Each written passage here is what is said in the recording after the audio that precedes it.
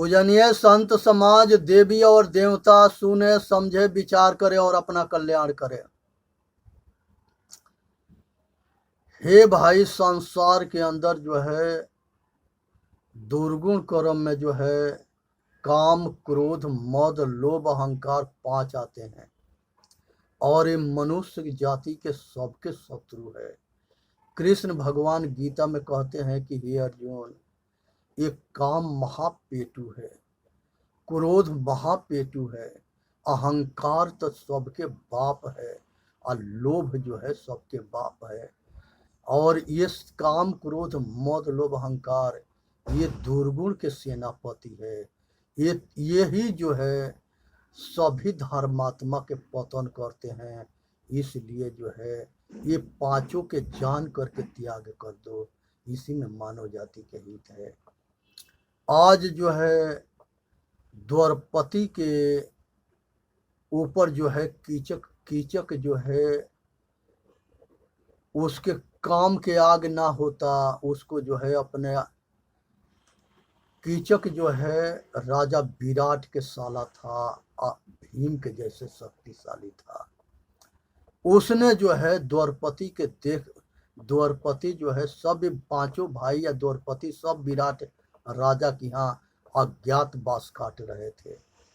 तो कीचक जो है द्वारपति के रूप पर मोहित हो गया। आया अपना बहन से कहा कि बहन, ये जो है द्वारपति के हमारे महल में भेज देना। उसकी बहन जो है भेज दी। तो ये जो है आकर के भीम से कही द्वारपति कि कीचक हमको जो है राजा विराट के साला जो है अपने महल में बुलवाया है। भीम ने कह दिया कि जाके कह दो कि हाँ, हम उसके यहाँ जाएंगे। अब उसके बाद से जो है राजा विराट के साला कीचक जो है पूरी महल में तैयारी कर लिया और काम के आग में जल रहा था। उसको ये पता नहीं था कि ये काम के आग जो है हमारे मौत के आग है।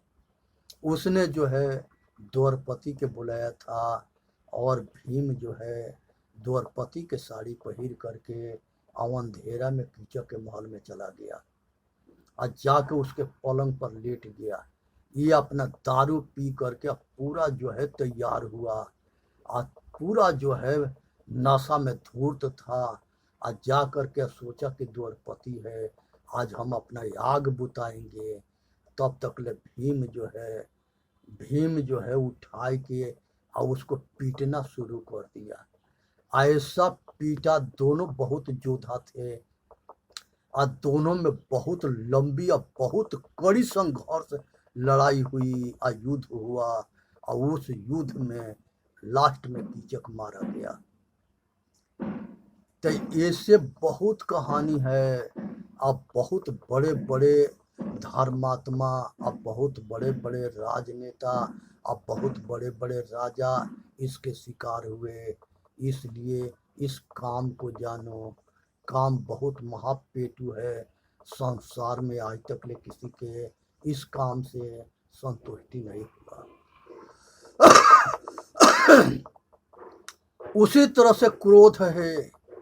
क्रोध जो है ये आग के वो गोला है, जब चढ़ता है तो अगर सामने वाला के नाश करता है, अगर सामने वाला के नाश नहीं करेगा तो ये जिसको क्रोध होता है उसी के खून पी जाता है।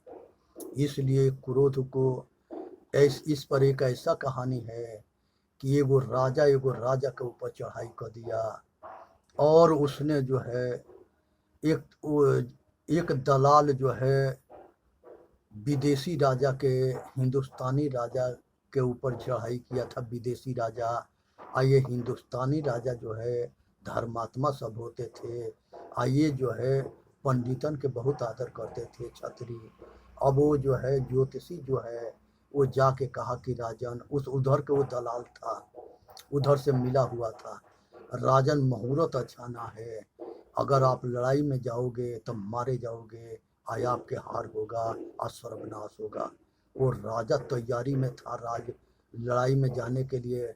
इस तरह के बात सुन करके उस उस प्रखंड ज्योतिषी के सिर काट लिया। सिर जब काट लिया तो वो जो है सारे पंडित दरबारी थे और वो विद्वान उसके मंत्री थे, पूछे कि राजन ये क्या कर दिया? कहे कि ये कर दिया कि ये हमारा भविष्य बताने आया था, तो इसको ये पता था कि नहीं आखिर राजा से ऐसे कहेंगे तो ये राजा हमारा सिर कलम कर देगा। ये गधा के अपना भविष्य के पता ना है, ये हमारा का भविष्य बता रहा है। ये समय है इस तरह से इसको कहने के? ये गधा के ये भी पता ना है कि हमारा भविष्य बताता है, अपना भविष्य नहीं जानता। आज इसीलिए इसके सिर काट लिए, आगे भी काट देंगे अगर इस तरह के किसी ने नपुंसक वाली बात करेगा तो। ये भारत के योद्धा ऐसे होते थे। आज ऐसा ही योद्धा के कमी होने की वजह से आज ये भारत गुलाम रहा और लोग ये गद्दारों के बात के मानते रहे, आज अपना पतन हो गया। इसलिए आगे भविष्य में सोच लेना कि किसी तरह के गद्दारों की बात ना माननी है। एक गद्दार बहुरूपिया हैं, उधर भी मिले होते हैं और इधर भी मिले रहते हैं और दोनों ओर से धन और धन के शोषण करते हैं। इनके किसी के भला से मतलब ना है, राष्ट्र से मतलब ना है, देश से मतलब ना है, समाज से मतलब ना है। अपना काम बनता भाड़ में जाए जनता, ये अपना काम बनाने में रहते हैं। आज ये इन्हीं के देन है। हिरोशिमा में जिस समय अमेरिका ने जब बम गिराया था तो उसने जो है एक देश के प्रधानमंत्री ने कहा था कि तुम्हारे को जो बम गिरा के विनाश किया है उससे बढ़िया था कि हिंदुस्तान से 5 गो गद्दार लिया करके यहाँ छोड़ देता, वो इसके ऐसे ही बर्बाद कर देते। अब समझ लेना वो गद्दार कौन थे। जिसके रोम रोम में गद्दारी भरी है, वो जो है कभी जो है मरते दम तक ले किसी के भला नहीं करते। वो अपने बाप के, अपने सगे के दगा करते हैं। इसलिए सावधान हो जाना। तो ये जो है क्रोध की महिमा है और लोभ के चक्कर में जो है, लोभ जो है ये पाप के पाप है। आज राज के लोभे के कारण से जो है दुर्योधन बोला था कि कृष्ण भगवान कहे कि 5 गो गांव दे दे जिससे कि वो लोग जी लेंगे, अपना गुजर बसर कर लेंगे। दुर्योधन बोलता है कि बिना लड़ाई के सुई के नोक के बराबर ना देंगे। तो उसकी मौत बोल रही थी। अब जो है वो जो है अपना जिंदगी भी दिया, कौरों के विनाश भी किया हुआ और राज भी दिया। इसे समझो हमारे सारे भारतवासी कि अपना भी पतन करोगे, ये देश के पतन करोगे और वो विदेशी शासन करेंगे और हम सब उसके गुलाम होंगे। जिस तरह से पीछे हुए थे ऐसा कभी मौका मत दे देना। आपसी फूट के दूर करो, आपसी लड़ाई से बाहर की लड़ाई के तुलना मत करो। एक होकर रहो, एक मुट्ठी बन करके रहो। हिंदू, मुसलमान, सिख, ईसाई और पारसी, यहूदी जो भारत में रहता है वो भारत के परिवार है। आप उसमें टूटो मत और दूसरे के लूटने का मौका मत दो। हम सब भाई हैं, आपस में मिल करके रहो। अब भारत के शान और मर्यादा के बरकरार रखो। आज जो है जो सरकार काम कर रही है, नरेंद्र मोदी, आदित्यनाथ योगी, ये सब अच्छे काम कर रहे हैं। इनके सहायक बनो। जो धर्म की रक्षा करता है वही देश की रक्षा कर सकता है। जो अधर्मी तो हमेशा देश के लुटवाने या तोड़वाने में रहता है। आदमी के परख करो, पहचान करो कौन सरकार कैसे काम करती है।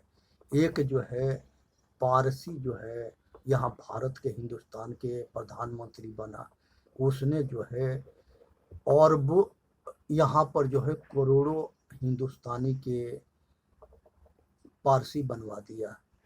कलकत्ता में वो संस्था चलती है। वो संस्था का एक महिला जो है अध्यक्ष है और वही जो है दुनिया में डंका बजा दी पारसियों के। तो इसलिए सावधान रहना। धर्म परिवर्तन मत करना। इस संसार के अंदर मनुष्य जो है कृष्ण गीता के हिसाब से अगर धर्म को धारण कर लेता है तो दुनिया की कोई ताकत ना है कि उसके परिवर्तन करा दे। और मिसाल में गुरु गोविंद सिंह के दो बच्चे हैं जिनको जो है दीवार में चुनवा दिया गया था, और वो दोनों बच्चे जो है 9-10 साल के बच्चे थे। और वो चुनवाने वाला कहा कि अभी भी हमारा धर्म अपना लो। कहे कि तू इसके चिंता मत कर, तू चुनवाओ, हम भारत के इतिहास और छवि खराब ना करेंगे, हम अपने जान दे देंगे, अपने जान के निछावर कर देंगे, लेकिन अपने बाप और अपने गुरुओं के छवि पर कलंक नहीं आने देंगे। इसे सीख लो कि 10-12 साल के दो बच्चे दीवार में चुनवाए गए और वो अपना धर्म परिवर्तन ना किए। यहाँ तो 10,000 रुपया दे दो और उसके धर्म परिवर्तन करा कर आप दूसरे पाकिस्तान में ले जाके जूता बजा दो। अब वो यहाँ से जितने हिंदुस्तान से पाकिस्तान हिंदू गए थे वो सारे इस्लाम धर्म अपनाए, आज शौखे नहीं अपनाए, डंडा के जोर से अपनाए गए। जिस तरह से यहाँ के डंडा के जोर से मंदिर तोड़े गए थे, मंदिर लूटे गए थे, और वो भगवान उसमें बैठ के तमाशा देख रहा था। आज जो ही इसके बीच में गए उसके खोपड़ी काट फोड़ दिया गया और सिर काट दिया गया। इतने बड़ा नरसंहार देखने वाला ये सबके भरोसा था कि आज चिल्ला भी रहे थे, 1,000 पंडित जो है चिल्ला रहे थे कि हे भोले बाबा आ तीसरा आँख खोल के ये जो है शैतान के जला दो। अरे वो तीसरा आँख, उसकी आँख में रोशनी ना है, वो कुछ भी ना है, वो कुछ भी नहीं कर सकता है, वो तो दूसरे के दीन है, दूसरे के बनाया हुआ है, वो क्या कर लेगा। आज हमारे पूर्वजों के नाम पर मूर्ति बना करके मंदिर में धो करके और उससे भीख मांगते हैं, और वहाँ सारे भिखारी जाते हैं। वो भिखारी कोई लड़का मांगता है, कोई लड़की मांगता है, कोई धन मांगता है, कोई नौकरी मांगता है, सारे अपने कामना के आग में जल करके और वहाँ दांत चिदोर के भीख मांगते हैं, और उसके पास बेवत ना है कि वो अपना रक्षा करे ना कुछ दे। लेकिन अंधन के दिखाई ना देता है, ना ये बात समझ में आता है। इतने लोग मारे गए, इतने लोग काटे गए, फिर भी अंधन के कमी ना हुए। अंधा जो है जितने गुरु हैं ये सारे गुरु में जो है 90 गुरु अंधा है, वो मूर्ख बनाने में लगा है। आज मूर्ख बनाने वाला गुरुओं के जो है कुछ कुछ कुछ अंधन के जेल हो गया और कुछ आगे होगा, क्योंकि ये मूर्ख बनाना धंधा बना लिए थे। इनके ये भारत के कल्याण से मतलब ना था, अपना काम बनता, अब भाड़ में जाए जनता। ये फूट डालो, राज करो, अब मूर्ख बनाओ, अब पैसा कमाओ, ये इनकी पॉलिसी थी। और जिसके डंडा में जोर देखते थे और उसी के गुलाम हो जाते थे, और उसी के आगे जाके उसके पैर पकड़ लेते थे, अपना जान के रक्षा कर लेते थे, और इस समाज के विनाश करवा देते थे। आज ऐसा मौका ना देना है। भगवान कृष्ण हमारे भारत के इतिहास में, ये भारत के जो यही आत्मज्ञान है जिसे भारत विश्व गुरु था। आज 5 गो जो है शिक्षा मंत्री ये गद्दार बने, और ये पांचों शिक्षा मंत्री भारत के, ये भारत के जो जीरो थे उसको हीरो बनाए, आज जो हीरो थे उनको जीरो बनाए। अब भारत के हिंदू के इतिहास को खराब कर दिए, धर्म ग्रंथ खराब कर दिए, इतना मिलावटबाजी किए कि ये समाज कभी एक ना हो सके। ये सब आपस में लड़ते रहेंगे और मरते रहेंगे और टूटते रहेंगे। इस पर एक कहानी है कि अकबर के दरबार में छतरी जो है 2 बलशाली योद्धा गए और सेनापति के भक्ति था। दोनों से जो है देखा कि अगर ये दोनों मिल जाएंगे तो ये तो हमारे ताकत के पलटी कर देंगे। और वो दोनों जो है योद्धा बहुत खूंखार थे और बहुत शक्तिशाली थे। उसने जो है ये दोनों के कह दिया कि आपस में दोनों लड़ो और जो ही विजयी बनेगा उसी को हम सेनापति बनाएंगे। वो दोनों एक दूसरे के पीटना शुरू किए, मारना शुरू किए, लड़ना शुरू किए और ऐसा हालत में दोनों पहुंच गए कि उठ के पानी तक ले ना पी सके। फिर उसके बाद वो अपने मंत्री से अपने जो है सिपाही से कहा कि ये जो अधमरु हो गए हैं अब ये सबके ठीक से पूरी मार करके कुआं में डाल दो। कहें कि ये ये सब आपस में लड़ने के वजह से इनके फूट के वजह से तो हम यहाँ शासन करते हैं और आगे भी हमारा वंशज शासन करता रहेगा। ये सब एक हो जाएंगे तो हमारा शासन खत्म हो जाएगा। इसलिए हमारी पॉलिसी है कि फूट डालो, राज करो, लड़ो और ये सबके अलग करके रखो और तोड़ मरोड़ के शासन करो। फिर भी जो है हिंदुस्तान के हिंदुओं के आंख ना खुले, अभी अंधे बने हैं, किसी के बहकावे में आ जाते हैं, कोई कान फूंक देता है और उसी के गीत गाना शुरू कर देते हैं। कौआ कान ले गया तो अपना कान ना टोता है, कौआ के पीछे दौड़ जाता है। इसलिए अपने के उठो जगो और अपना कल्याण करो, इसी में मानव जाति के हित है। इसलिए जो है संसार के अंदर जो है अपना जो है बहुत ऐसे आदमी मिलेंगे जो एहसास कराना चाहते हैं कि हम आपके जो है सहयोगी हैं, बात बनाएंगे, आप बहुरूपिया जैसे भरोसा दिलाएंगे और जब देख लेंगे कि इसके भरोसा हमारे ऊपर हो गया तो वो धोखा दे करके साफ हो जाएंगे। ऐसे बहुरूपिया से बच के रहनी है। यही बहुरूपिया गद्दार जो है ये अपने बाप के ना होते हैं। इसलिए बहुत ऐसे ढोंगी मिलेंगे बाबा के रूप में, संसार के सारे कुकर्मी छिपे पड़े हैं और वो बाबा बन करके आई देश के भी खोखला कर रहे हैं। तो ऐसे बाबाओं से भी सावधान रहनी है। ये बाबा जो के नाम पर कलंक है, उनकी जो है परीक्षा ना होती है।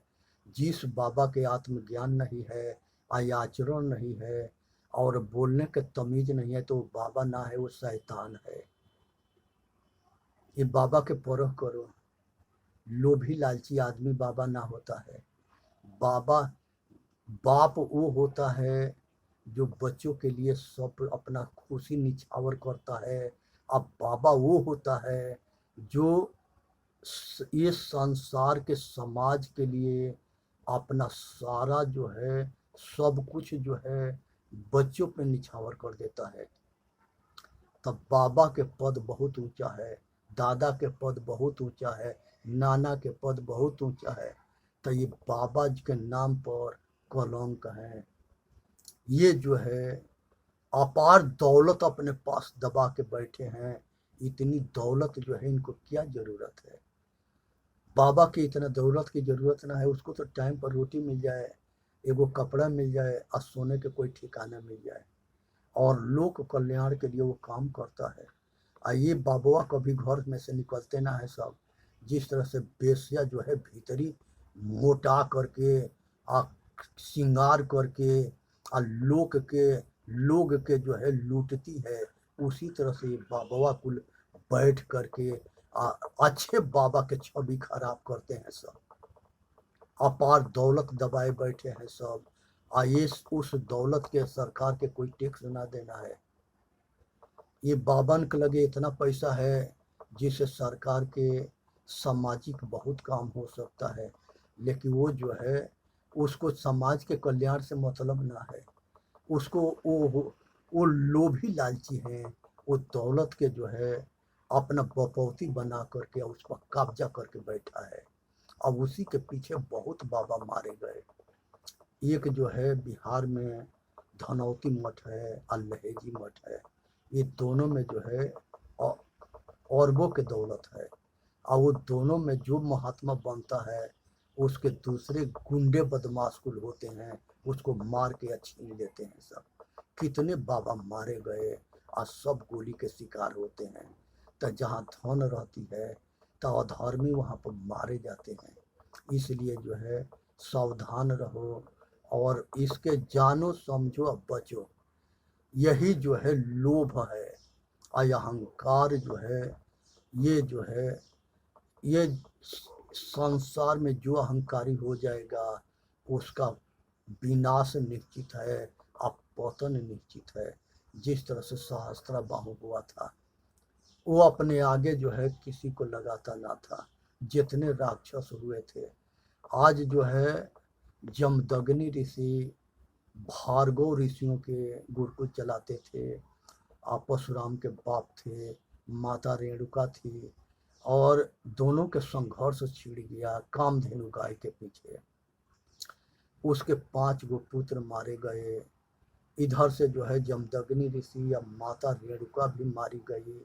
माता रेणुका गई थी समझौता कराने के लिए, लेकिन यहाँ पर जो है जमदग्नि ऋषि अपने जो है धीरज खो दिए थे। आज उनके धीरज खोने की वजह से परशुराम जी अपने माता रेणुका के सिर कलम किए थे। आज जो है ये चीज़ को समझना चाहिए कि परिवार जो है भरोसा और विश्वास पर चलता है। शौक के जो बीमारी है ना, ये बहुत बड़ा, ये जो है हमारे पतन के कारण है। इसलिए अपने परिवार में किसी के ऊपर शौक करके घर के विघटन ना करें, भरोसा रखें। भरोसा से परिवार चलता है, विश्वास के कमी ना होना चाहिए। और इसमें गद्दार होते हैं, वो अविश्वास पैदा करते हैं। ये परख है, ये परीक्षा है। इसको जो है अच्छे उत्तम जो है गुण से इसको जानो, समझो, विचार करो, अपनाओ। तो जो संस्कार में अहंकारी हुआ वो सबके पतन हुआ। आए संसार में जो कुछ दिखता है ये सब प्रकृति है, और यहाँ कुछ भी मेरा ना है। सब कुछ जो है प्रकृति के है। चाहे हम राय से छोड़ के चले जाएं और चाहे इसे मोह करके और रो के जाए, ये 2 रास्ता होता है। तो इस तरह से जो है ये आसुरी गुण के जो है राजा मोह है। आसुरी गुण के राजा मोह है और दैवी गुण के राजा विवेक है। तो ये मोह के चक्कर में संसार में सभी जो है फंसे और मारे गए और जलील हुए। इसलिए जो है मोह से बचनी है। मोह जो है बहुत बांधता है जी। एक तरफ जो है विषय वासना बांधती है और एक तरफ जो है परिवार के, रिश्तेदार के, समाज के, ये जो है मोह बांधता है। इसे निर्मोही बन करके जियो। सब कुछ मेरा है, कुछ भी मेरा ना है। राजपाट सब कुछ मेरा है। हम सेवादार है, हमको मौका मिला है सेवा करने के लिए, तो ईमानदारी से सेवा करो। कुछ भी मेरा ना है। कब सांस छूटेगा और कब ये राजपाट छूटेगा पता ना पड़ेगा। इसलिए सेवा में कमी ना होनी चाहिए, परमार्थ में कमी ना होना चाहिए, लोकहित होना चाहिए। इसीलिए कहा गया है पराधीन सुख सपना होना ही। पराधीन अगर किसी को होगे तो सुख सपना हो जाएगा। उसी तरह से परहित सरस धर्म नहीं भाई, दूसरे के सेवा करने के जैसे कोई धर्म ना है। इसलिए जो है कृष्ण भगवान इस धोखेबाज से सावधान कराते हैं कि ये बहुरूपिया से या धोखेबाज से बच कर रहना, किसी के बात के चक्कर में धोखा मत खाना। उसके बाद से आगे जो है जो दुख में और कठिन परिस्थिति में साथ देता है वही अपना है। जो दुख में और कठिन दुख में अगर सहयोग करता है और साथ देता है वही अपना है। बहुत पाखंडी जो है सब छट जाएंगे, दुख में सब साथ ना देते। जो खास होते हैं, और ये भी जरूरी ना है कि अपना भी साथ देते हैं, दुख में बहुत छट जाते हैं, बहुत एका दुका साथ देते हैं, तो वही एका दुका अपना होते हैं। जो कोई चाहे वो अपना हो चाहे पराया हो, इसमें भेद ना करनी है। जो कठिन परिस्थिति में और दुख में साथ देता है वही अपना है। ये जो ये जिंदगी संघर्ष है, जिंदगी में संघर्ष के बल पर चलता है और पुरुषार्थ के बल से चलता है, और कर्म अच्छे बुरे होते हैं। इसी तरह से अच्छे बुरे कर्म होते हैं और अच्छे बुरे जो है कर्म फल होते हैं। ये दोनों खुशी से भोगने की जरूरत है। इसमें जो है परेशान ना होना है, सम रहना है और धैर्य को धारण करना है। जो आज समय है वो कल नहीं रहेगा, ये बदलेगा। इसलिए विचार करनी है और अपना कल्याण करनी है।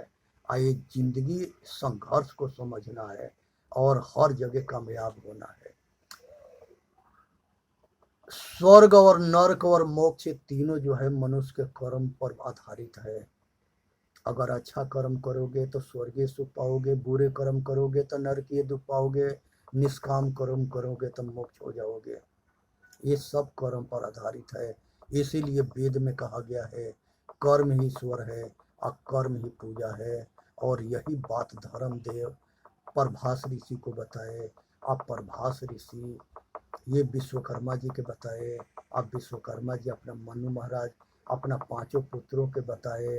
अब पांचों पुत्र जो है संसार के सारे कर्म कर जाती हुए आज सब कर्म कर जाती सब जगह बट करके उस वो जाति बन गए। आज सब जाति के आदमी सब कर्म करने लगे। तो इसको जानना है। ये जो है धर्मदेव ने जो है ब्रह्मा जी से पाए थे और अपना परंपरा से उपदेश दिए। यही उपदेश उधर अंगिरज ऋषि दिए। वो जो है परंपरा में बृहस्पति जी के लगे आया, भरद्वाज गौतम के लगे आया, सभी ऋषि में फैला, सप्त ऋषियों तक गया। उसके बाद से जो है यहाँ पर जो है विचार कर जो आदमी विचार करके काम करता है वो जो है अच्छा काम करता है। और अति किसी चीज़ के अच्छा ना होता है, अति किसी चीज़ के अच्छा ना होता है। अगर ज़्यादा बैर करोगे वो ठीक ना है, ज़्यादा प्रेम करोगे वो भी जो है ठीक ना है। क्योंकि जो मीठा फल होता है उसी में कीड़े पड़ते हैं। तो ऐसा ऐसा प्रेम में पगला मत जाओ कि वो बैर के रूप ले ले। तो इसलिए सावधान रहो। अति गर्मी, अति सर्दी, अति बारिश, कुछ भी अति अच्छा ना होता है। उसी तरह से प्रेम बैर भी अच्छा ना होता है। जहाँ ज़्यादा चाह होती है वही दुख होता है। ये संसार में जो है दुर्योधन के चाहे थी राज्य के, जो बैर में बदला अब विघटन हुआ। संसार के अंदर कल्याण के मार्ग में सतगुरु के शरण में हो करके असत धर्म न्याय के उपदेश ले करके आत्मज्ञान प्राप्त करके रहने गहने आचरण बना के अपना कल्याण करनी है।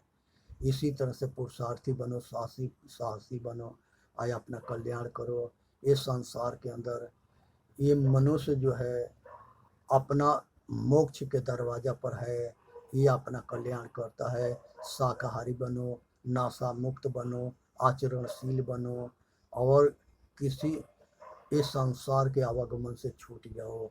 यही मोक्ष जिंदगी की सार तत्व है। इसके जान के अपना कल्याण करो। बोलिए सतगुरुदेव की जय। साहेब बंदगी, साहेब बंदगी, साहेब बंदगी।